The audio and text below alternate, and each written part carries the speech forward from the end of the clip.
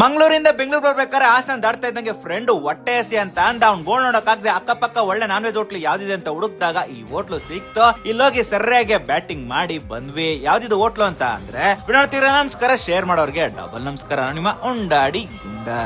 ನಾನು ಮತ್ತೆ ನಮ್ಮ ಫ್ರೆಂಡ್ಸ್ ದೊಣ್ಣೆ ಬಿರಿಯಾನಿ ಪ್ಯಾಲೇಸ್ ಗೆ ಹೋದ್ವಿ. ಇದಿರೋದ್ ಬಂದು ಗೌಡ್ಗೆರೆ ಆದ್ಯ HP ಪೆಟ್ರೋಲ್ ಬಂಕ್ ಪಕ್ಕ.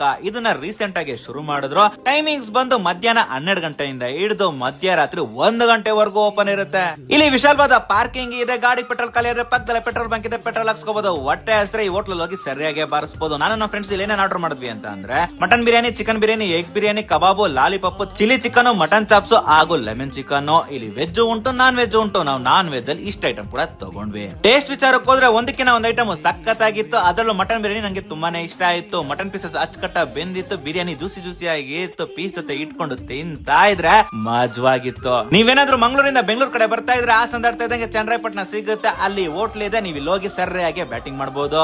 ಇದಾದ್ರೆ ಚಿನ್ನ ಕನ್ನಡ ಒಳಗೆ ಸುಪಿ ಪೇಜ್ ಫಾಲೋ ಮಾಡಿ. ಮುಂದೆ ಸಿಗೋಣ. ಟಾಟಾ ಬಾಯ್. ಹಂಗೆ ಯೂಟ್ಯೂಬ್ ಚಾನಲ್ ಕೂಡ ಇದೆ, ಒಂಚೂರು ಸಬ್ಸ್ಕ್ರೈಬ್ ಆಗ್ಬಿಡಿ.